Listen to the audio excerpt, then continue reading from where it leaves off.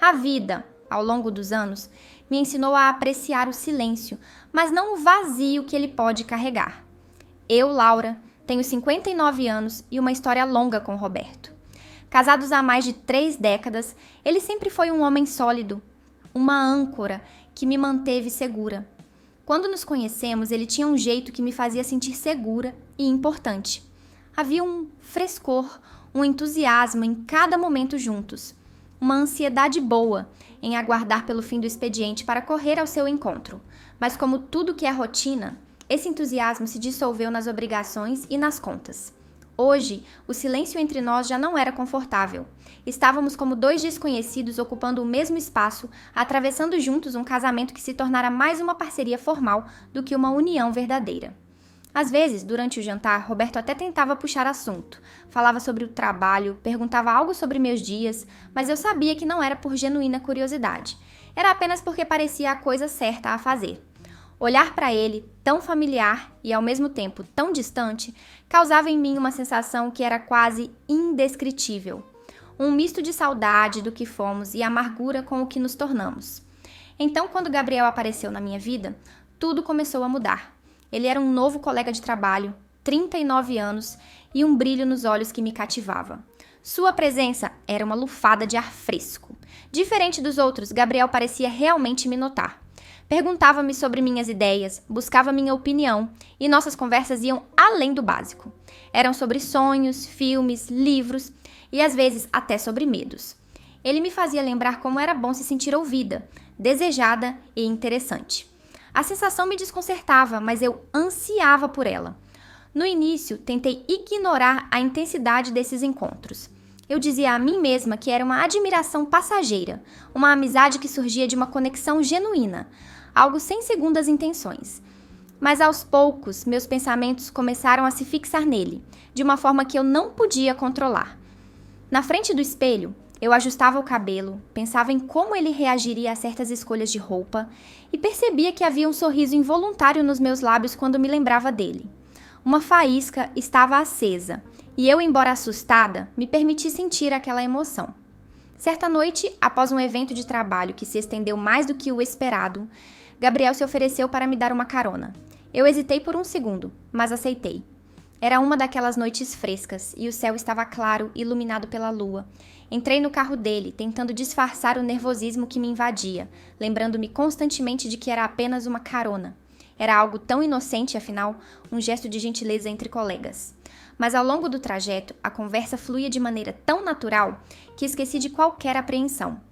Falamos sobre nossas infâncias, nossas ambições, até sobre as desilusões que a vida nos havia trazido. Senti que ele me entendia de uma forma que eu não estava acostumada. Quando chegamos a uma rua tranquila, perto de minha casa, ele estacionou. Eu sentia meu coração acelerado e o silêncio entre nós, dessa vez, era denso, carregado de algo que nem eu conseguia definir. Ele se virou para mim e nossos olhares se encontraram. Foi um daqueles momentos em que o tempo parece suspenso. Gabriel se inclinou devagar e eu não recuei. Nossos lábios se encontraram e o toque foi suave, mas intenso. Meu coração disparava e eu sentia um calor que se espalhava pelo meu corpo. Tudo aconteceu ali mesmo dentro do carro, uma loucura como 2 adolescentes.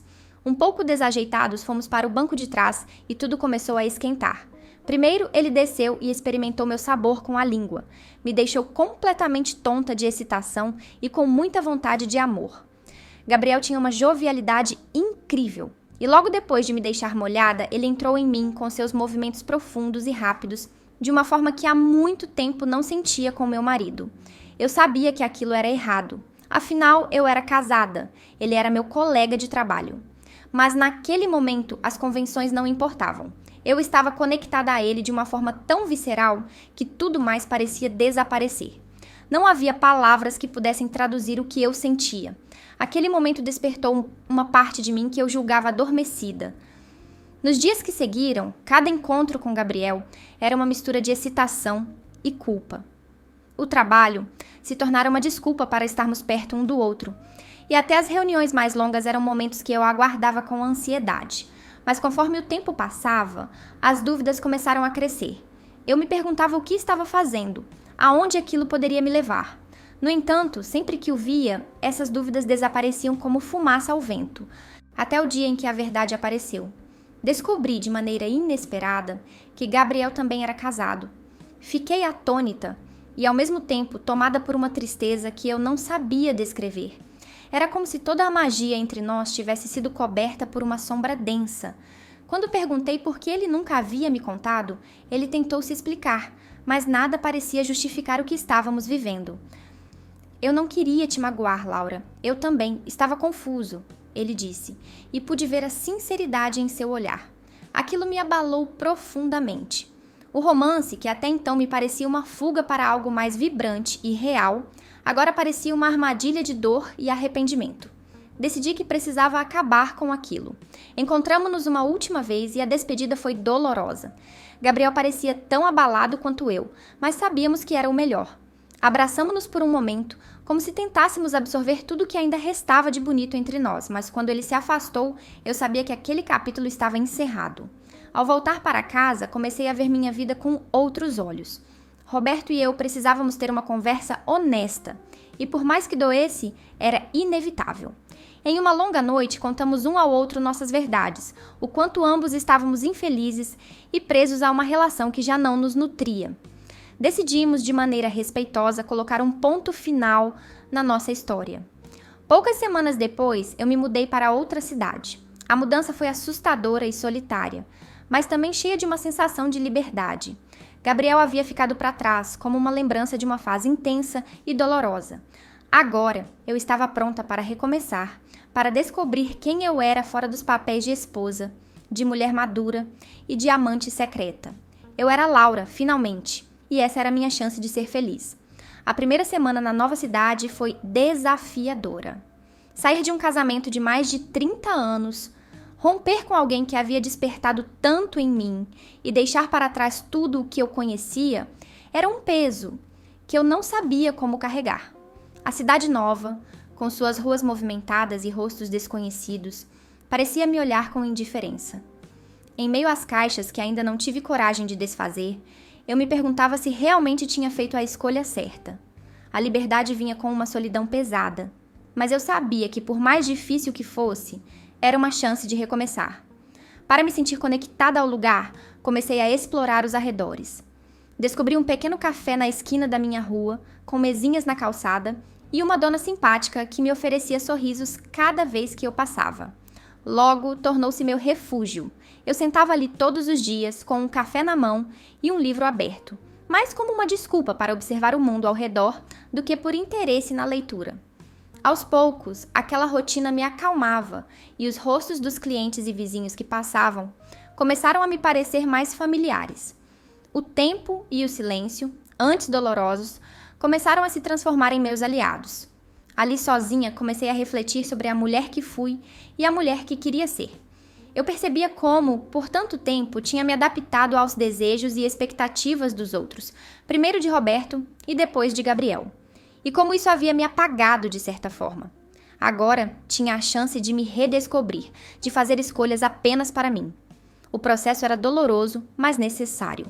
Eu estava pronta para renascer. Depois de alguns meses, conheci Júlia, uma vizinha que morava no mesmo prédio. Ela era uma mulher vibrante, cheia de energia, que aparentava estar sempre a 1000 por hora.